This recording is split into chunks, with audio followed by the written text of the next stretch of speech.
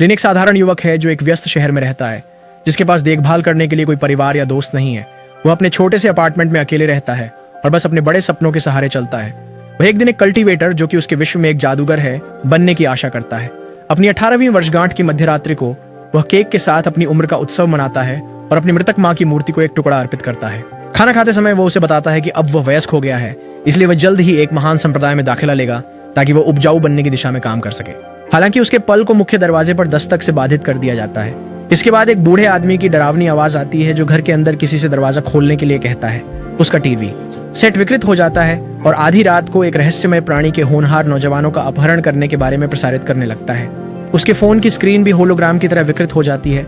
अन्नालिन हड़बड़ाते हुए खुद को बचाने के लिए एक बुरी चेतावनी जादू निकालता है और अपनी जन्मजात विशेष शक्ति को बाहर निकालता है, जिसका नाम है आध्यात्मिक आंखें। ये मूल रूप से एक्सरे दृष्टि है जो आध्यात्मिक ऊर्जा का पता लगा सकती है। जब वह आध्यात्मिक मामलों के ब्यूरो, जो शायद जादू पुलिस है, को फोन करता है तो रहस्यमय आदमी मुख्य दरवाजा तोड़ देता है। शुला चकमकाती हरी रोशनी फैलकर एनलिन के चेहरे पर पड़ती है। घुसपैठिया एक बूढ़ा आदमी है जिसकी लंबी सफेद दाढ़ी और बाल हैं और वह पूरी तरह एक पीले आभा से घिरा हुआ है। वह एनलिन से कहता है कि वो उसका बहुत समय से इंतजार कर रहा था और दोनों को एनलिन के घर से दूर ले जाता है। जब एनलिन अपनी आंखें खोलता है तो वह उन्हें एक अनंत रहस्यमय भूमि में तैरते हुए देखता है। आदमी समझाता है कि वे नश्वर और आध्यात्मिक दुनियाओं की सीमा पर हैं। फिर वह आदमी एक जादू करता है जिससे एक बड़ा लाल गोला निकलता है जो एनलिन में समा जाता है। वह अपने सिर में एक रोबोटिक आवाज सुनने लगता है जो उसके शरीर को स्कैन करती है। ये निर्धारित करने के बाद कि वे आगे आने वाले काम के लिए उपयुक्त है, उसके सामने एक लोडिंग स्क्रीन दिखाई देती है। ये तेजी से 100% पर पहुंच जाती है और आवाज कहती है कि वॉर गॉड सिस्टम सफलतापूर्वक उसके भीतर संयोजित और स्थापित हो गया है। बूढ़ा आदमी हाल ही में हुई चीज का कोई स्पष्टीकरण नहीं देता। वो बस अन्नालिन को एक सिफारिश पत्र देता है जो उसे आध्यात्मिक दुनिया के जुजोऊ टॉप मैजिक एकेडमी में प्रवेश करने देगा और एक साधक के रूप में प्रशिक्षण प्राप्त करने देगा। ऐसा लगता है जैसे उसकी सारी इच्छाएं उसे थाली में सजाकर दी गई हैं।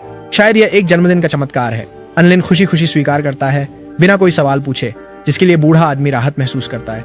वह जल्दी में अन्नालिन को छोड़कर चला जाता है, अपनी नई आजादी पर हंसते हुए, जिससे अन्न को आश्चर्य होता है कि कहीं उसे धोखा तो नहीं दिया गया। उसे ज्यादा फर्क नहीं पड़ता क्योंकि वह आध्यात्मिक दुनिया में है। उसकी जेब से एक छोटा पंखों वाला तैरता हुआ गोला निकलता है। ये उसी रोबोटिक आवाज में बोलता है जो उसने सुनी थी पहले। ये खुद को प्रणाली की आत्मा के रूप में प्रस्तुत करता है। प्रणाली मूल रूप से एक चीट है जो अन्नालिन को आध्यात्मिक दुनिया में आसानी से ढलने और शिखर तक पहुंचने में मदद करेगी। आत्मा केवल उसे दिखाई देती है और उसे इसे दूसरों के सामने इस्तेमाल करने में सावधानी बरतनी होगी ताकि संदेह से बचा जा सके। उनके सामने एक बड़ी गेंद उभरती है जो खेल में गड़बड़ी जैसी दिखती है। आत्मा बताती है कि एक साधक फंस गया है क्योंकि टेलीपोर्टेशन चैनल ऊर्जा की अधिकता के कारण विफल हो गया है। यह अन्नालिन को मार्गदर्शन देती है ताकि वह अतिरिक्त ऊर्जा को अवशोषित करके चैनल को ठीक कर सके। अंततः एक सुंदर लड़की चैनल से निकलती है और अन्नालिन से टकरा जाती है। लड़की जल्दी से अन्न की मदद करती है और उसे बचाने के लिए धन्यवाद देती है। आत्मा तब पहचान लेती है जब वे शारीरिक संपर्क करते हैं और उसे उसकी उपस्थिति बढ़ाने में मदद करती है। ये काम करता है। लड़की अपना परिचय देती है कि वह वर्मिलियन बर्ड संप्रदाय की झलान है। उसे ये सुनकर आश्चर्य होता है कि वह किसी संप्रदाय से जुड़ाव के बिना सांसारिक दुनिया से है और पूछती है कि वह स्कूल में कैसे आया। वो सिफारिश पत्र को दिखाता है। समझती हुई सी प्रतीत होती है। वो उसका हाथ मिलाती है और कहती है कि वह उसके साथ एक ही कक्षा में होने की उम्मीद करती है। जब वो पूछता है कि उसे कैसे पता कि वे एक ही क्लास में होंगे तो वह बस हंसती है और कहती है कि उसे बस पता है। दोनों साथ में विशाल स्कूल की ओर चलते हैं जबकि वह प्रतिष्ठित स्कूल के इतिहास को दोहराती है। जुजाऊ टॉप मैजिक अकादमी स्वर्गीय एलायंस द्वारा स्थापित पहला साधना स्थल था और यह आकाश में एक तैरता हुआ द्वीप है जो एक महाद्वीप जितना बड़ा है। वे वहां जाते हैं जहां बाकी सभी छात्र इकट्ठा हुए हैं। पहला परीक्षण चमकदार दिव्य मोनस्ली को छूना है, जो द्वीप का एकमात्र ऊर्जा स्रोत और प्रमुख खजाना है।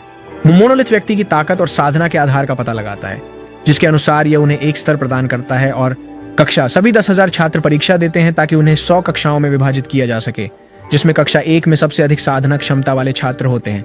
इस बैच के छात्र आशाजनक लगते हैं क्योंकि कई छात्र कक्षा 1 में प्रवेश कर रहे हैं। उनमें 1000 स्पिरिट सेक्ट के नेता जुआन युआन चेंग विशेष रूप से उल्लेखनीय है क्योंकि वह एक सच्चे देवता की सिफारिश पत्र पेश करते हैं जो एक प्रतिभा का संकेत है। सभी छात्र तुरंत उनके प्रति उत्साहित हो जाते हैं। निश्चित रूप से जब वह मोनोलिथ को छूते हैं तो उन्हें आत्मा पोषण स्तर में ऊपरी प्रारंभिक चरण मिलता है और क्लास में एक सीट। एक चेंग के बाद जोड़ झुलान की बारी आती है।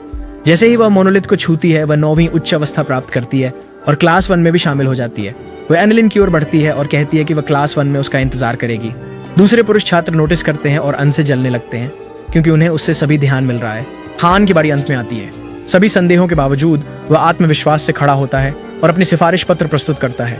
एक ही बैच में 2 छात्र सिफारिश पत्र के साथ देखकर सभी लोग उत्साहित हो जाते हैं। उसका पत्र मास्टर लू से है, जो कि महान गुरु हैं जिन्होंने सच्चे देवताओं के ऊपर अमृत प्राप्त किया। जब आन मोनो के पास पहुंचता है तो सभी को उससे बहुत उम्मीदें होने लगती हैं और भीड़ उसके नाम का जयकारा लगाती है। हालांकि जब आन मोनो को छूता है तो मोनोलिथ केवल एक छोटी सी लहर निकलती है और उसकी रैंक सबके सामने दिखाई जाती है। जाने कैसे 1 लाख वर्षों में पहली बार वह वर्ग 1 शून्य स्तर में प्रवेश करने वाला पहला छात्र है। अगला छात्र कक्षा 100 में आता है, जो सबसे निचली कक्षा है, बावजूद इसके कि उसका स्तर अधिक है। हर कोई गुस्से में आ जाता है, संदेह करते हुए कि उसने जरूर कुछ चालें चली होंगी। पूरे स्कूल ने 1 सेकंड में उसके खिलाफ हो जाता है। कक्षा 1 का एक छात्र अनलिन को चुनौती देने के लिए कहता है। आत्मा चुनौती देने वाले को अन्न के स्तर से बहुत ऊपर पाकर उसे भागने की सलाह देती है। जियालिन उससे बहुत आगे है, उसका हाथ पकड़ता है और उन्हें खतरे से दूर उसके हॉस्टल लेकर चला जाता है। बाद में उस रात अन सिस्टम को ध्यान से देखता है। वह यह समझने की कोशिश करता है कि स्कूल में अपनी प्रतिष्ठा कैसे सुधारे। आत्मा उसे स्तर बढ़ाने के आसान तरीके बताती है। वह मात्र 10 उठक बैठक, 20 उठक बैठक और 100 उठक बैठक लगातार करके तीसरे चरण तक पहुंच जाता है। हर चरण के साथ वह अपनी शारीरिक शक्ति में बड़ा सुधार देखता है। हालांकि वह चौथे चरण में एक बाधा को टकराता है जिसके लिए 10 अरब की आवश्यकता होती है। अब पुशअप। वो महसूस करता है कि उसे स्तर ऊपर उठाने के लिए अन्य तरीकों को खोजना होगा। वह थोड़ा आराम करता है और बाहर टहलने के लिए अपने कमरे से निकलता है। लगभग जैसे ही वह कमरे से बाहर निकलता है, उसे पीछे से एक नकाबपोश आदमी द्वारा हमला कर दिया जाता है। सौभाग्य से वह हमलावर को सुन लेता है और उसके घूंसे से बच जाता है। वह अपनी आध्यात्मिक आंखें सक्रिय कर लेता है और देखता है कि हमलावर भी तीसरे चरण में है, बिल्कुल जैसे उसके साथ। अपनी नई मिली फुर्ती और ताकत के साथ अन्नलिन हमलावर को गिराने की कोशिश करता है, लेकिन दोनों में से किसी को भी बढ़त नहीं मिलती। लड़ाई के दौरान हमलावर का मास्क उतर जाता है, जिससे पता चलता है कि वह लू दबाव है, जिसे अन्न के तुरंत बाद क्लास 100 में डाला गया था। उसे आगे निकलने के कारण नाखुश लू ने पूरे स्कूल की नफरत अन्नलिन को खत्म करने के लिए कदम उठाया है। अन्न के एक ही दिन में तीसरे चरण तक पहुंच जाने से गुस्से में लू एक स्वर्ण ताबीज का प्रयोग करता है। आत्मा अन्न से कहती है कि वह न तो इस हमले को रोक सकता है और न भाग सकता है। एकमात्र समाधान है ताबीज को पिघलाना और इसके ऊर्जा को न्यूट्रली रिलीज करना हेवनली गेटवे का उपयोग करके। ऐसा करने का तरीका न जानते हुए अन्न बस वहीं खड़ा रहता है जबकि ताबीज उसकी ओर उड़ता है, लेकिन इसका रास्ता मलबे की बर्फबारी से रुक जाता है। गले लगी तलवार के साथ नकद गणवालान के आश्चर्यचकित लू की गर्दन पर धमकाते हुए जियालिन मदद के लिए आ जाती है। हालांकि लू उन्हें ध्यान बटाने में सफल रहा और जियालिन पर जादुई मुक्का मारने की कोशिश करता है। अंतिम क्षण में नोटिस करता है और पंच को रोक देता है। अपनी आत्मा की सलाह के अनुसार स्वर्गीय गेटवे के साथ ऊर्जा को अवशोषित करता है। जियालिन अपनी तलवार से वार करती है, लेकिन लू वहां से भाग जाता है। दृश्य तत्काल खतरे के दूर होने के साथ ही जमीन पर गिर जाता है, क्योंकि उसने सारा ऊर्जा स्वर्गीय गेटवे की साधना में लगा दी। फिर भी वह खुश है, क्योंकि इस लड़ाई ने उसे चौथे चरण के करीब पहुंचने का मौका दिया। अन्नलिन और जियालिन अपनी पहली कक्षा में एक साथ उपस्थिति देते हैं। सिफारिश पत्र वाले बैच के अन्य 2 छात्र कामुई रॉयल परिवार की राजकुमारी सु कैनियन और जू यिनचेंग एक भव्य प्रवेश करते हैं, क्योंकि पूरी कक्षा उनकी प्रशंसा करती है जैसे वे राजघराने के सदस्य हों। दोनों पहले से ही आध्यात्मिक पोषण स्तर पर हैं, उनके प्रतिभाशाली होने का प्रमाण। अचानक मंच के केंद्र में तैरता हुआ पेड़ बोलना शुरू करता है। वह अपना परिचय देते हुए कहता है कि वह साधक तांग क्विंग हैं, जो व्यावहारिक साधना कक्षा के उनके शिक्षक हैं। शिक्षक अन्य प्रतिबद्धताओं में व्यस्त हैं, इसलिए उन्होंने अपनी शिक्षाओं को प्रसारित करने के लिए एक प्रोजेक्शन भेजा है, कुछ जादुई झूम कॉल की तरह। फिर अपने पहले पाठ में सीखने की उम्मीद करने वाले अन्नलिन को तब झटका लगता है जब सभी पेड़ सहित खामोश हो जाते हैं। अपनी आध्यात्मिक आंखों से वह महसूस करता है कि उसके सभी सहपाठी किसी प्रकार के ध्यान में लीन हो गए हैं। जियालिन समझाती हैं कि साधना का क्षेत्र केवल महसूस किया जा सकता है और इसे शब्दों में नहीं बताया जा सकता, और वह उसे इसे समझने के लिए अतिरिक्त पाठ देंगी। निराश होकर एन अगली कक्षा शुरू होने का इंतजार करता है। यहाँ तक कि तलवारबाजी कक्षा के शिक्षक भी मौजूद नहीं हैं और बात करने वाली तलवार के माध्यम से बात करते हैं। और फिर से शिक्षाओं से चूक जाता है, क्योंकि वह ध्यान अवस्था में प्रवेश नहीं कर सकता। राज्य वह आशा खोने लगता है, क्योंकि हर कक्षा उसी तरह जाती है। हालांकि आशा तब लौट आती है जब एक जीवित शिक्षक एल्डर यूइंग नश्वर वर्ग को पढ़ाने के लिए कक्षा में आते हैं। वह अन्नलिन को नश्वर वर्ग का कक्षा प्रतिनिधि नियुक्त करती हैं, क्योंकि उसके पास नश्वर संसार में रहने का अनुभव है, जिससे वह उत्सुकता से आगे की ओर देखता है। पाठ। वह फिर से जल्दी निराश होता है जब शिक्षक प्रत्येक छात्र को एक फोन देता है, पीछे बैठ जाता है और उन्हें 1 घंटे के लिए फोन किसी भी तरह से उपयोग करने के लिए कहता है। वह आपत्ति करने की कोशिश करता है, ये सुझाव देते हुए कि वे नश्वर के बारे में विभिन्न चीजें सीख सकते हैं दुनिया, लेकिन शिक्षक उसे जल्दी से चुप करा देते हैं, ये कहते हुए कि यह कक्षा उनके शारीरिक शिक्षा की कक्षा की तरह है और इससे ज्यादा कुछ नहीं। अपने जीवन में पहली बार अन्य इस बात से परेशान होता है कि वह स्कूल में कुछ नहीं सीख रहा है। अन्नलिन तब तक नहीं जागता जब तक अगला कक्षा शुरू नहीं हो जाता। जियालिन समझाती है कि यह जादुई कक्षा है और शिक्षक यूइंग एक जादू स्पारिंग सत्र आयोजित करने का इरादा रखते हैं। शिक्षक चेंग आन और लिन को पहली जोड़ी के रूप में चुनते हैं। जियालिन चेंग से मुकाबला करने का अनुरोध करता है, क्योंकि उसके और आन के बीच बड़ी शक्ति का अंतर है। शिक्षक के मना करने के बावजूद जियालिन आन को उसके खिलाफ लड़ने से रोकता है और पहले कदम उठाता है। वह आग की लपटों से उस पर हमला करती है, लेकिन चेंग उसे एक ताकत से बुझा देता है, हवा। वह हर कोण से उसे मारने की कोशिश करती है, लेकिन वह बिना हिले उसे आसानी से जवाब देता है। स्थान से वह हवा में ऊपर जाती है और चील की तरह फिर से उसकी तरफ उड़ती है, लेकिन चेंग उसे एक शक्तिशाली फोर्स फील्ड से रोक देता है, जो कि एब्सोल्यूट स्पिरिट फॉर्मेशन मंत्र का उपयोग करके किया जाता है।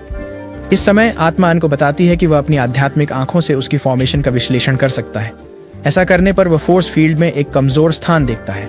शियालिन हमला जारी रखती है, लेकिन उसकी रक्षा में सेंध नहीं लगा पाती। चेंग लड़ाई को समाप्त करने के लिए अपनी पहली आक्रामक चाल का उपयोग करने का निर्णय लेता है। अन बहादुरी से दृश्य में दौड़ता है, शियालिन को दूर धकेलता है और हमले से ऊर्जा को अवशोषित करने के लिए हेवनली गेटवे का उपयोग करता है। टकराव पर एक बड़ा धूल का बादल उभरता है और लोग हैरान होते हैं ये देखकर कि अन, जो केवल तीसरे चरण में है, प्रहार के बाद भी खड़ा है और इसका पालन करते हुए चेंग की ओर एक जादू फेंकता है, लेकिन चेंग आसानी से उससे बच जाता है। चेंग सारी चीजें समेटने की कोशिश करता है, दो को जंजीरों में बांधकर, लेकिन जंजीरें टूट जाती हैं। चौंक कर चेंग पीछे मुड़कर देखता है कि अन लिन वास्तव में उसकी संरचना में दोष को निशाना बना रहा था और इसलिए तोड़ दिया। जंजीरों को तोड़ने के बाद अनलिन चौथे स्तर पर पहुंच जाता है, जिससे वह एक दिन में 0 से 4 तक पहुंच जाता है। चेंग हार मान लेता है और अन को जीत सौंप देता है। आत्मा अन से कहती है कि 7वें स्तर तक पहुंचने के लिए उसे 130 आत्मिक पत्थरों की आवश्यकता होगी।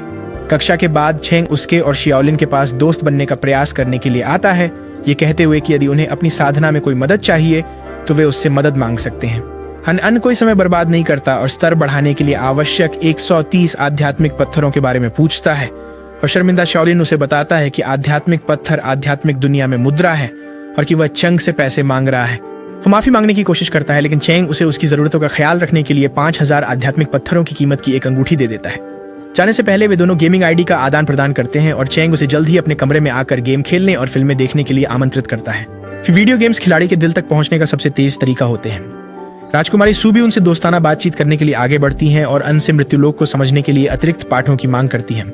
दुनिया अपने डॉर्म में वापस सिस्टम उसे बैटल फॉर फ्रीडम के बारे में सूचित करता है, जो एक वार्षिक बैटल रॉयल प्रतियोगिता है जिसे स्कूल द्वारा आयोजित किया जाता है और सभी छात्रों के लिए इसमें भाग लेना अनिवार्य है। सिस्टम उसे उसकी पहली विशेष खोज देता है, जिसमें उसे बैटल फॉर फ्रीडम में शीर्ष 50 में आना है। अगर वह सफल होता है तो उसे सिस्टम से एक पुरस्कार मिलता है, जो विशेष हथियारों से लेकर जादुई उपकरणों तक कुछ भी हो सकता है। लेकिन अगर वह हार जाता है तो उसे एक लड़की बनने के विचार से परेशान होकर वह अपने आप को तैयार करने के लिए लड़ाई की पृष्ठभूमि का गहन अध्ययन करता है। सिस्टम उसे 1000 चोटियों के जंगल का नक्शा दिखाता है, जहां प्रतियोगिता 3 दिन तक चलती है और अकादमी के सभी 5 वर्षों से 50,000 छात्र भाग लेते हैं। अपने नए प्राप्त 7वें चरण के साथ एन अपनी अनुमानित रैंक चेक करता है और खुद को 30,000वें के करीब देखकर भयभीत हो जाता है। वह आत्मा से स्तर बढ़ाने के और तरीके मांगता है। ये 7वें चरण की शक्तिशाली विशेष कला को अनलॉक करने के लिए एसेंस ऑफ माउंटेन प्राप्त करने की सिफारिश करता है, माउंटेन क्वेकिंग फिस्ट, और 8वें स्तर तक पहुंचने के लिए 9वें स्तर या उससे अधिक के प्रतिद्वंद्वी के खिलाफ द्वंद्व जीतना। दोनों करने से वह अपने 30,000वें स्थान से 4100 से 13वें तक जा सकता है। वह ब्रदर चेंग से आग्रह करता है कि वह जानबूझकर उससे लड़ाई में हार जाए ताकि वह स्तर बढ़ा सके, लेकिन चेंग इनकार कर देता है, ये कहते हुए कि उसे सम्मानजनक तरीकों का उपयोग करके खुद को मजबूत करना चाहिए। भाई वह शियालिन से माउंटेन की एसेंस पाने में मदद के लिए पूछता है, लेकिन उससे लड़ाई में हारने का अनुरोध करने में शर्म महसूस करता है और आखिरी क्षण में पीछे हट जाता है। चेंग ने उसे प्रोत्साहित किया और अगली बार मिलने पर वह फिर से पूछने की कोशिश करता है, लेकिन बात लंबी खींचता है और अस्पष्ट शब्दों में बोलता है, जिससे एन को लगता है कि वह उसे अपने भावनाएं कबूलने का इशारा कर रहा है। शर्माते हुए एन मान जाती है कि वह उस पर अचानक हमला कर सकता है जब वह चाहता है। कुछ दिनों बाद वे फिर से मिलते हैं ताकि वह उसे वादा किया हुआ पर्वत का सार दे सके। वो बहुत घबराई हुई है, ये उम्मीद करते हुए कि वह अपने सच्चे भावनाओं का खुलासा करेगा, लेकिन इसके बजाय अन उस पर चेंग द्वारा सिखाए गए मंत्रों का उपयोग करके एक आश्चर्यजनक हमला करता है। जब शियालिन को एहसास होता है कि उसने उसे गलत समझा था और उसकी बाहें जंजीरों में बंधी होती हैं, तो उसकी आंखें आंसुओं से भर जाती हैं। अन उसे रोते हुए देखकर उसे चोट पहुंचाने का मन खो देता है और जंजीरों को ढीला कर देता है। वह उस पर पदार्थ वाला बैग फेंकती है और रोते हुए भाग जाती है, उसे झटका कहती है। अन अपराध बोध से अंदर ही अंदर मर जाता है और के साथ डॉर्म लौट जाता है। बैग में उसे न सिर्फ एसेंस मिलता है बल्कि एक नोटबुक भी मिलती है, जिसमें पिछले वर्षों के बैटल ऑफ फ्रीडम के शीर्ष रैंकर्स के आंकड़े और शक्तियों के हाथ से लिखे नोट होते हैं, ताकि वह तैयारी कर सके। वह इसे पढ़ता है जबकि कुछ एसेंस का सेवन करता है। आखिरी पृष्ठ में उसका एक छोटा सा नोट है जिसमें लिखा है कि उसे लड़ाई में खोजने के लिए स्थान जादू का उपयोग करना चाहिए ताकि वह उसकी रक्षा कर सके। उसको रुलाने के लिए बेहद बुरा महसूस करते हुए वह तुरंत उससे माफी मांगने का फैसला करता है, लेकिन उसे अब तक के सबसे बुरे पेट दर्द से रोका जाता है। आत्मा समझाता है कि सार उसके शरीर पर प्रभाव डाल रहा है और उसे उसके शरीर से बाहर निकालना होगा। तब से अन कुछ दिनों तक अपने कमरे से बाहर नहीं निकल पाता है क्योंकि उसे गंभीर दस्त हो जाते हैं। शियाओलिन दिन रात उसकी माफी का इंतजार करती है, लेकिन उसे छोड़ दिया जाता है इन निराश। वह क्लास भी मिस कर देता है, जिससे छात्रों को लगता है कि वह चीजों को बहुत हल्के में ले रहा है और उसकी लोकप्रियता और घट जाती है। इस रफ्तार से ऐसा लगता है कि वह फ्रीडम बैटल में हिस्सा लेने के लिए ठीक नहीं होगा।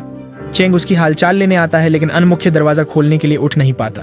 दरवाजे अपनी बीमारी समझाने के बाद उसके भाई चेंग एक हृदय सूत्र मंत्र के साथ आता है, जो तेजी से अन्य के शरीर से आंतरिक दुष्टताओं को बाहर कर देता है।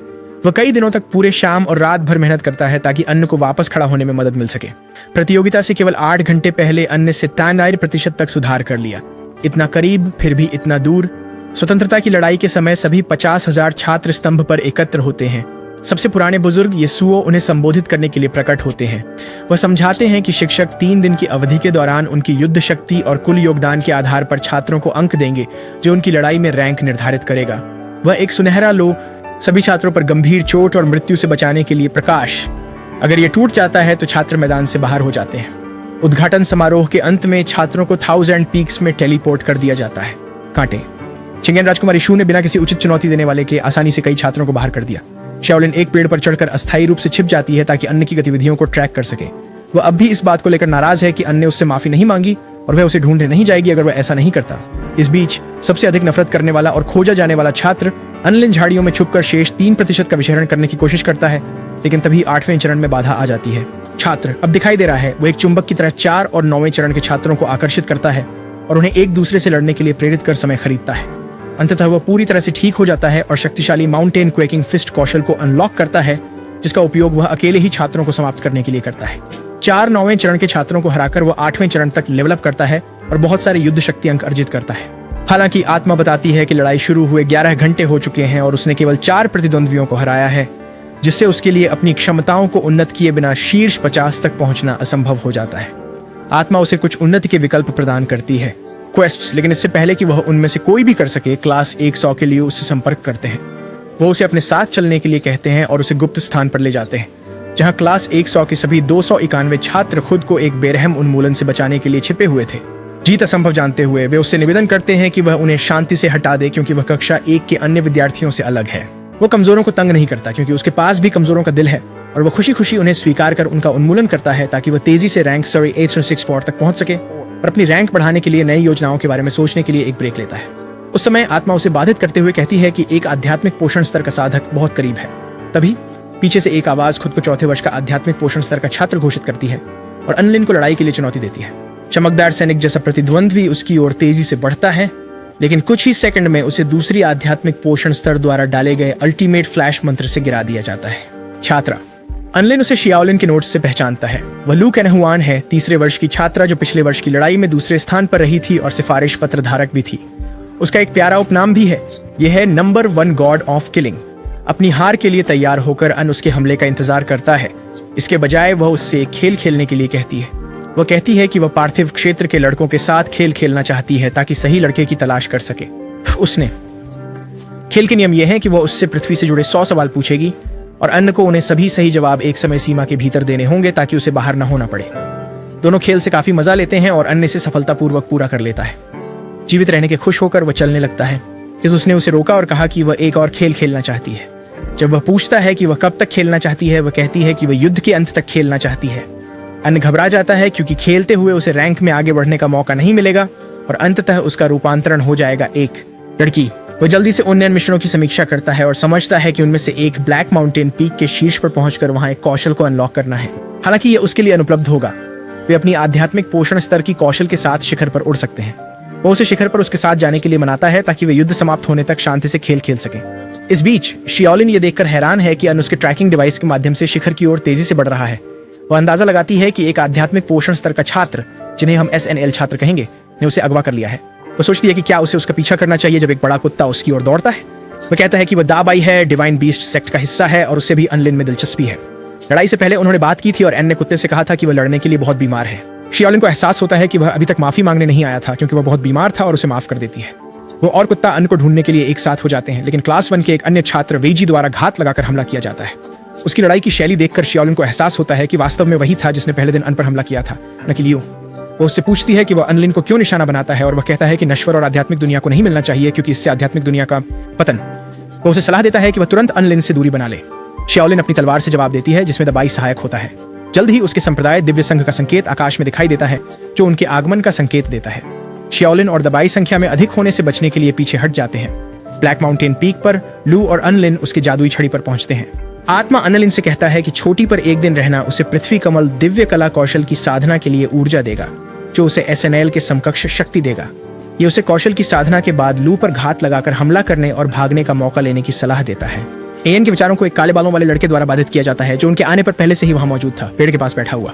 वो उठता है और कहता है कि वह एएन के आगमन का इंतजार कर रहा था, हालांकि वह नहीं जानता था कि वह कौन था। अब जब उसने उसका चेहरा देख लिया है तो उसे पता है अगली बार किसे देखना है। फिर वह चला जाता है और हवा में गायब हो जाता है। अनलिन लू से पूछते हैं कि वह आदमी कौन था, लेकिन उसने पीक पर आने के बाद से किसी को नहीं देखा। वह उसे टाल देती है और दोनों लीग ऑफ लीजेंड्स खेलना शुरू कर देते हैं अपने फोन्स। वे पूरी रात खेलते हैं और वह हारती रहती है। निराश होकर वो अपना लैपटॉप निकालती है, ये कहते हुए कि वह गेम को अपडेट कर रही है, और कुशलता से बहुत सारा कोड टाइप करती है। जब वे फिर से खेलना शुरू करते हैं तो उसे हरा नहीं पाता, क्योंकि उसने कई हैक्स इंस्टॉल कर लिए हैं उसे अजय बनाने के लिए। हंसते हुए वो अपनी महत्वाकांक्षाएं प्रकट करती है कि अंततः खेती से सेवानिवृत्त होकर नश्वर दुनिया में जाकर एक गेमिंग कंपनी शुरू करेगी। उसके CEO के रूप में वो उसे प्रबंधक के रूप में नौकरी देगी। वे एक दूसरे से इस भविष्य का वादा एक हाई फाइव के साथ करते हैं। वे एक साथ सूर्योदय देखते हैं। आत्मा अन्य को सूचित करती है कि उसने अर्थ लोटस डिवाइन आर्ट को अनलॉक कर लिया है और उसे घात के लिए तैयार होना चाहिए। अन्य अनदेखा करने का चुनाव किया। आत्मा लू अनलिन से पूछती है कि क्या वे दोस्त हैं, और जब हाँ कहता है तो वह कहती है कि वह उसका पहला दोस्त है। आप देखिए, आध्यात्मिक दुनिया के लोग केवल उसकी रैंक और शक्ति देखते हैं, जिससे उसे व्यक्ति से घटाकर एक खेती उपकरण बना दिया जाता है। अनलिन एक प्रेरणादायक भाषण देता है कि उन्हें मिलकर कैसे काम करना चाहिए ताकि आध्यात्मिक समाज के कार्य करने के तरीके को बदल सकें और अपना स्वयं का संप्रदाय बना सकें। हालांकि लू उस पर आरोप लगाती है कि वह पूरे समय झूठ बोल रहा था जब से वे शिखर पर आए हैं। जाहिर है वह किसी व्यक्ति के सत्य बोलने का पता उनके आभा के माध्यम से लगा सकती है, और तब से उसकी आभा धुंधली रही है जब से वे शिखर पर आए हैं। आत्मा स्पष्ट करती है कि वह उसे शिखर की पृथ्वी ऊर्जा को अवशोषित करने के लिए उसकी आभा को झूठ बोलने के रूप में भ्रमित कर रही है। वो उससे पूछती है कि उसकी सच्ची मंशा क्या है। आत्मा अवशोषण प्रक्रिया को रोक देती है ताकि वह सच बोलते समय उसे पहचान सके। जब वह जवाब देता है कि वह उस पर हमला करने की योजना बना रहा था, अपने पहले दोस्त से धोखा महसूस करके वो उस पर अल्टीमेट फ्लैश से हमला करती है। वो अपनी नई कला संचय कर रहा है और ये समझाने की कोशिश कर रहा है कि वह पूरे समय ईमानदार था। पछतावा महसूस करते हुए लू अपना जादू रोक देती है, लेकिन आत्मा एएन को हमला करने के लिए प्रेरित करती है और उसका नियंत्रण न होते हुए भी वह अर्थ लोटस डिवाइन आर्ट उस पर छोड़ देता है। जादू उसे पीछे फेंक देता है, लेकिन वह जल्दी से संभल जाती है और उसका जादू रोक देती है। वह एक पेड़ के पास धकेल दिया जाता है और उसकी तलवार उसके गर्दन और वादा करता है कि उसका इरादा उसे मारने का नहीं था और वह उसके साथ पूरी तरह ईमानदार रहा है। लू महसूस करती है कि वह सच कह रहा है और जानना चाहती है कि उसने इतने ताकतवर कौशल को सिर्फ खेल खेलते हुए कैसे विकसित किया। वो पहली बार अपनी गुप्त बात का खुलासा करता है जब से वह आध्यात्मिक दुनिया में आया है। वो बताता है कि उसके शरीर पर एक सॉफ्टवेयर है जो उसे स्तर बढ़ाने में धोखा देने की सुविधा देता है। उसकी साफ आभा देखकर लू अंततः उस पर विश्वास करती है और उसे जाने से पहले अपनी हेडबैंड देती है। हेडबैंड उसे किसी भी SNL हमले से बचाएगा। अनलिन और आत्मा 47 घंटे और 20,000 प्रतिभागियों के साथ स्वतंत्रता की लड़ाई में छोटी से नीचे गति कर रहे हैं। नीचे जाते समय वह पिछले वर्ष के शीर्ष रैंकधारी वांग शुआनजिन से मिलता है। वांगन को छिपते हुए नहीं देखता। वह एक बड़ा दृश्य बनाता है, मांग करता है कि कोई जिसका नाम चेन है वे खुद को 4 साल पुराने मामले को सुलझाने के लिए प्रस्तुत करें। लड़ाई अगर वह 10 बिजली कड़कने तक नहीं आता है तो वह सभी बचे हुए छात्रों को एक ही बार में हरा देगा। उसी समय उसका ट्रैकिंग डिवाइस सक्रिय हो जाता है, संकेत देते हुए कि जियाओलिन मुश्किल में है। जब वो पूरे समय वह और दबाई दिव्य अलायंस के सदस्यों द्वारा पीछा किए जा रहे थे। वे अंत तक लड़ते रहे, लेकिन अंततः बड़ी संख्या द्वारा थकने लगे प्रतिद्वंद्वियों। अनलिन समय पर पहुंचता है और वेई के एक हमले से शियाओलिन को बचा लेता है और उन तीनों पर अपनी पृथ्वी कमल दिव्य कला का उपयोग करता है ताकि वांग के सभी आउट हमले से उनकी रक्षा की जा सके, जो सभी अन्य छात्रों को हटा देता है। लू के हेडबैंड द्वारा मजबूत किए जाने के कारण वे सफलतापूर्वक हमले से सुरक्षित रहते हैं, लेकिन हेडबैंड अपनी सीमा तक पहुंचकर टूट जाता है। केवल 132 छात्र हमले से बचे, जिनमें वेई जी और कुछ उसके गुंडे शामिल थे। अनलिन उन सबको समाप्त कर देता है और अंततः 9वें स्तर पर पहुंचता है। चेन अब भी वांग के पास नहीं आता। अगर वह नहीं आता है तो वह जंगल को नष्ट करने की धमकी देता रहता है। उसकी अंतिम गिनती पर राजकुमारी जू उसे रोकने के लिए अपने जादुई हथियार को उस पर फेंकती है। चेंग उसे उसकी go to absolute divine spirit कौशल से विचलित करके उसे जंजीरों में जकड़ देता है। उनके संयुक्त प्रयासों के बावजूद वांग का पलड़ा भारी रहता है और दोनों को हटा दिया जाता है। अंतिम हमले के प्रतिघात से ऊर्जा की लहरें फैलती हैं, जो लगभग सभी को अखाड़े से हटा देती हैं। अनलिन अपने समूह की सुरक्षा के लिए पूरी ताकत से तैयार होता है, लेकिन ब्लैकस्टोन पीक का वही रहस्यमय व्यक्ति प्रकट होता है और एक उंगली से लहर को रोक देता है। पता चला कि आदमी शुरू से ही चेन था। जैसे ही वह वांग के हमले को अपने हेवन स्प्लिटिंग फिंगर कौशल से रोकता है, वह गायब हो जाता है। केवल 4 छात्र मैदान में बचे हैं और बहुत कम छात्रों को बाहर करने के बाद आत्मा अन्य से कहती है कि उसके शीर्ष 50 में आने की संभावना 0-1 है। उसके पास थोड़ी ही संभावना है अगर वो वांग को हराता है। अपने मिशन को पूरा करने और लड़की न बनने के लिए दृढ़ संकल्पित, वो जानबूझकर शियाओलिन और दबाई को बाहर करता है ताकि अकेले वांग का सामना कर सके। वो दावा करता है कि चेन यहाँ है और वांग को अपनी ओर खींचता है। जब वह आता है और वांग को लड़ाई के लिए चुनौती देता है तो वांग एक अत्यधिक शक्तिशाली मंत्र चलाता है जिसे अन्न अपनी पृथ्वी कमल दिव्य कला के साथ रोकने की कोशिश करता है। वो कौशल, वांग का जादू आसानी से उसके जवाब को पार करता है और अन्न पराजय के लिए तैयार हो जाता है। हालांकि प्रणाली खुलासा करती है कि उसने स्वर्ग विभाजन फिंगर कौशल को अनलॉक कर लिया है। वह तुरंत ही इसका प्रयोग वांग के जादू को रोकने के लिए करता है। वांग को हटा दिया जाता है और अन्न सफलतापूर्वक दूसरा स्थान प्राप्त कर लेता है। हालांकि ऊर्जा के अत्यधिक उपभोग के कारण लड़ाई के तुरंत बाद वह बेहोश हो जाता है और 10 दिन तक नहीं जागता। बाद में स्वतंत्रता की लड़ाई के परिणाम स्वरूप स्कूल उसे आध्यात्मिक पत्थर, तलवारें, औषधियां और अन्य चीजें देता है। छात्र उन्हें सबसे मजबूत छात्र मानते हैं और उन्हें महान आन कहकर उनकी प्रतिष्ठा बढ़ाते हैं। उन्होंने यहाँ तक कि क्वेस्ट पूरा करने पर सिस्टम द्वारा प्रदान किया गया लकी ड्रा से प्राइमर्डियल कैओस एलॉय एंट भी जीती। आनलिन के लिए सब कुछ अच्छा होता जा रहा है। स्वतंत्रता की लड़ाई के 1 महीने बाद सबसे बड़े बुजुर्ग ने स्कूल में घोषणा की कि दानव दबाने वाले पगोड़ा की मोहर नश्वर दुनिया में क्षतिग्रस्त हो गई है, जिससे दानव राजा भाग निकला है। स्कूल 3 प्रतिभाशाली प्रथम वर्ष के छात्रों अनलिन, चैंग और जाओलिन को नश्वर दुनिया में भेजेगा मरम्मत के लिए। नुकसान और चीजों को दूर रखना। अफवाहें फैली कि वेईजी को मूल रूप से संदेशवाहकों में से एक के रूप में चुना गया था, लेकिन स्वतंत्रता की लड़ाई के बाद उसे अनलिन द्वारा बदल दिया गया।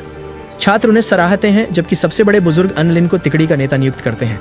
सारी जय जयकार और पहचान से वेईजी का खून बदले की भावना से उबलने लगता है। जाने से पहले अनलिन और उसके दोस्त एक मेला आयोजित करते हैं। अनलिन वादा करता है कि अगर छात्र आत्मीय पत्थरों से भुगतान करते हैं तो वह नश्वर संसार से जो कुछ भी वे चाहते हैं लाएगा।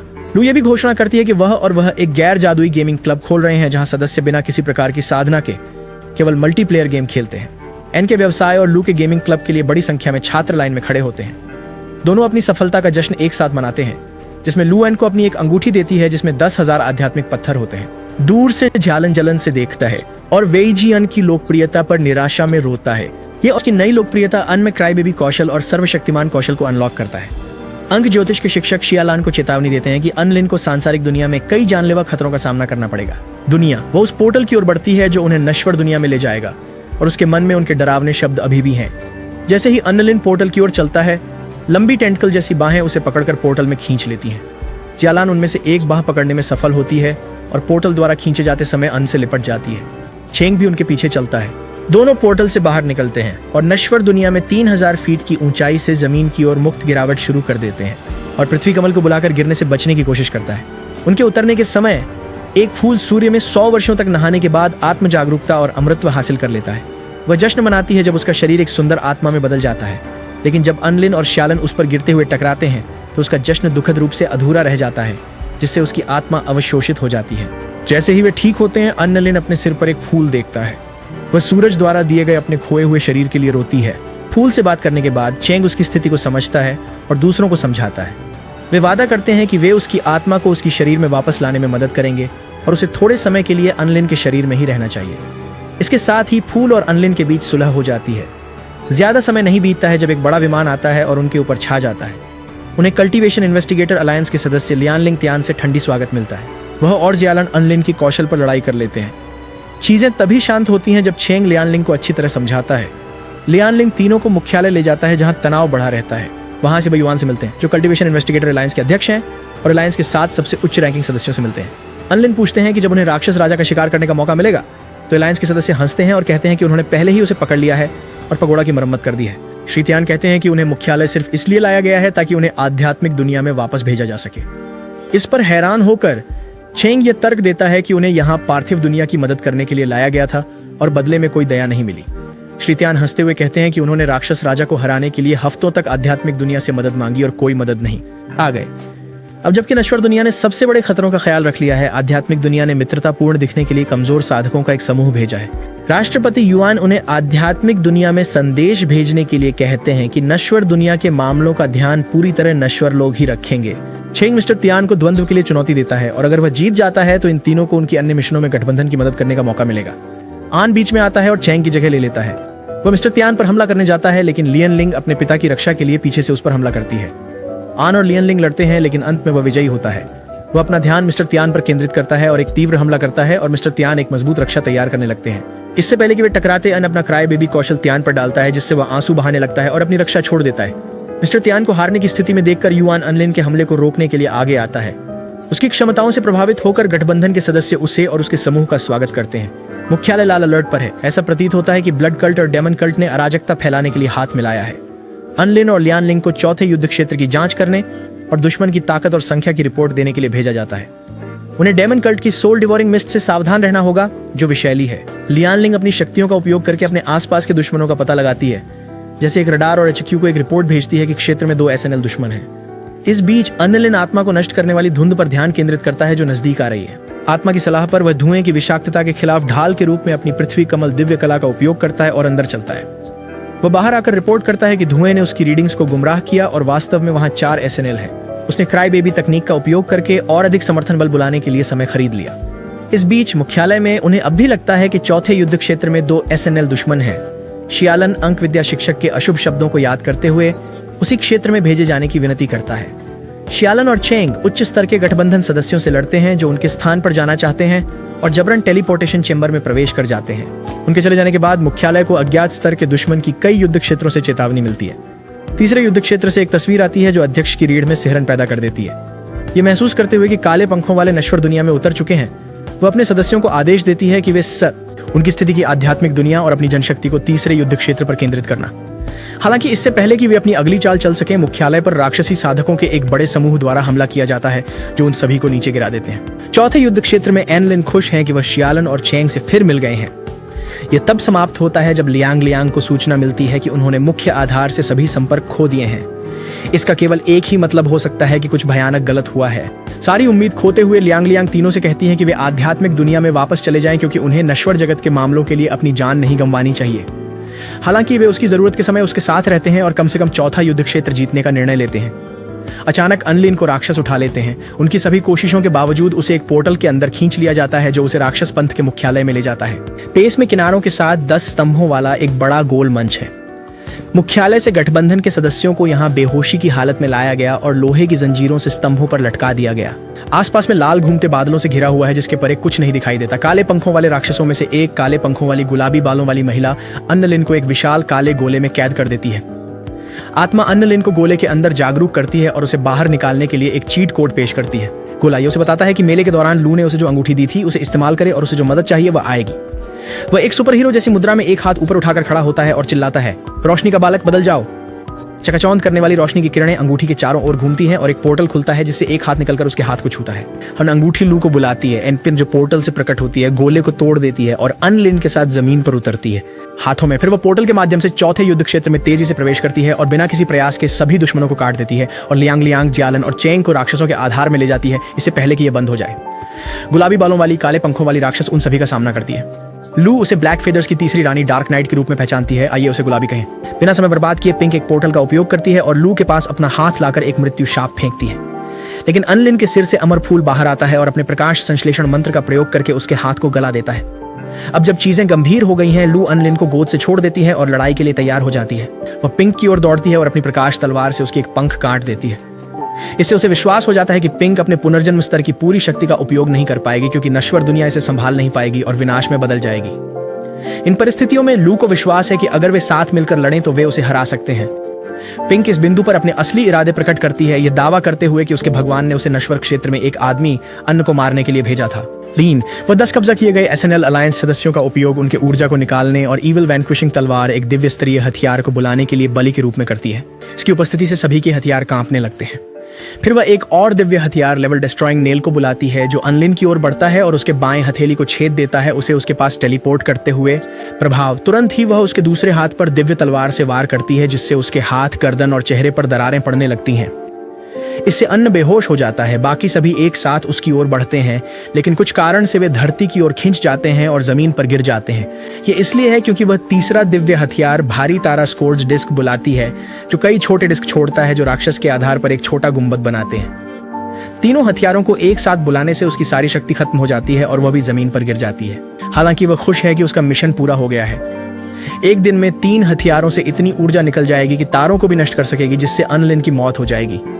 लू और बाकी लोग जानना चाहते हैं कि उनके दोस्त अनलिन को मारने की इतनी कोशिश क्यों की जा रही है। वे पिंक खुद को नहीं जानती। उसे केवल आदेश दिया गया है कि उसे मिटा दे क्योंकि वह इस दुनिया का नहीं है। उनके ऊपर भारी बारिश और बिजली गिरती है जब एक स्क्रीन अनलिन के चेहरे के सामने चमकती है। ये उसे अपने जीवन के 5वें हिस्से के बदले में परम शक्ति प्राप्त करने का विकल्प देती है। केवल अपने दोस्तों की जिंदगी बचाने की इच्छा रखते हुए वह हाँ चुनता है, लेकिन अचानक एक छोटी परी कहीं से आ जाती है और ना दबा देती है।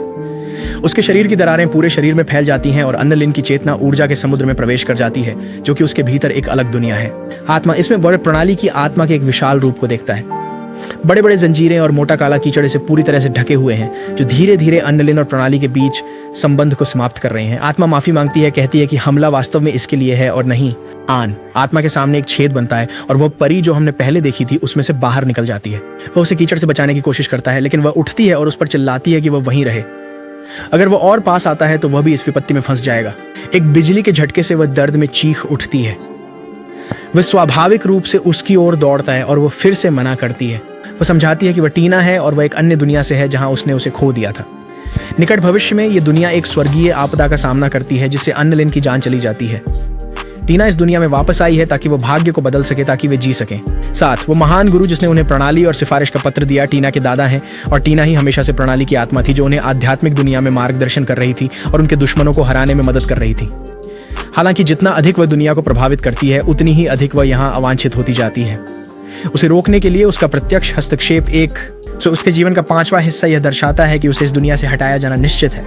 एयानलिन अपनी यादों को याद करता है और महसूस करता है कि वही उसे पूरे समय बचा रही थी, लेकिन उसकी यादों को किसी तरह बदल दिया गया था ताकि वह इसे भूल जाए। टीना अपनी आखिरी ताकत उसे देती है ताकि वह गुंबद संरचना को नष्ट कर सके और अपने दोस्तों को बचा सके। इसका परिणाम टीना के इस दुनिया से गायब हो जाने का होगा और सब, यहाँ तक कि अन्नलिन भी, उसे भूल जाएंगे। अन्नलिन उसकी चेतावनियों के बावजूद उसकी ओर दौड़ता है और उसे कसकर गले लगाता है, उससे विनती करता है कि वह न जाए।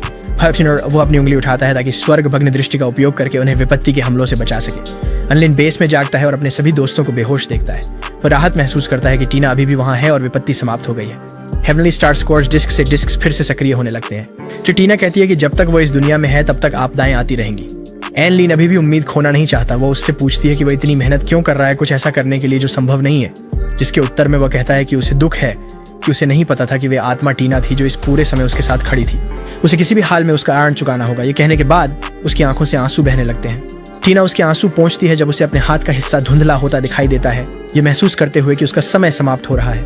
वह उसे बताती है कि उन्हें अलविदा कहते समय मुस्कुराना चाहिए और वह तब रो सकता है जब वे फिर से मिले। फिर वे अंतिम बार आत्मा और उपयोगकर्ता के रूप में कार्य करते हैं ताकि एक साथ निर्माण को नष्ट कर सकें। एयानलिन उठता है और आत्मा उसे दिव्य हथियारों को अपनी तरफ लाने के लिए महान तकनीक का उपयोग करने के लिए कहती है। उनके नियंत्रण में आने पर आत्मा उसे लेवल डिस्ट्रॉइंग नेल का उपयोग करने के लिए कहती है, जो संरचना को नष्ट करने के लिए उपयोग किया जाने वाला हथियार है। वह अपनी आध्यात्मिक आंखों का उपयोग करके संरचना की कमजोर जगह ढूंढता है और उनमें नेल का उपयोग करता है, जिससे पूरी संरचना गायब हो जाती है।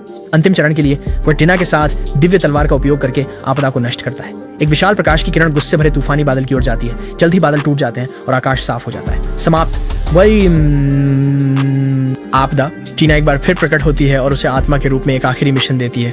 उसे इस समय रेखा में आत्माओं के राज्य में उसे ढूंढना होगा ताकि वे मिल सकें फिर से। अन्नलिन मिशन पूरा करने का वादा करता है। वे विदाई लेते हैं और टीना नश्वर दुनिया से गायब हो जाती है। संसार आपदा समाप्त होने के बाद और राक्षसों के पराजित होने पर दुनिया अपने नियमित क्रम में लौट आती है। सभी साधक, जिसमें पकड़े गए गठबंधन के सदस्य भी शामिल हैं, सुरक्षित हैं। पिंक, मेरा मतलब है डार्क नाइट, को पूछताछ के लिए हेवनली अलायंस द्वारा हिरासत में लिया जाता है। स्कूल में हर कोई अन्नलिन को प्यार और सम्मान करता है। उसे आध्यात्मिक वापस लौटने पर कई पुरस्कारों से नवाजते हैं। लोक का नश्वर दुनिया के गठबंधन सदस्य अन्नलिन, चेंग और जूसलिन के साथ दोस्त बने रहते हैं, दोनों दुनियाओं के बीच सामंजस्य और गठबंधन की वापसी को दिखाते हुए। वह 3 दिव्य हथियारों के साथ प्रशिक्षण लेने और नई प्रणाली के साथ काम करने में अपना समय बिताता है, बिना आत्मा के, ताकि वह आत्माओं के राज्य में जा सके और टीना को ढूंढ सके।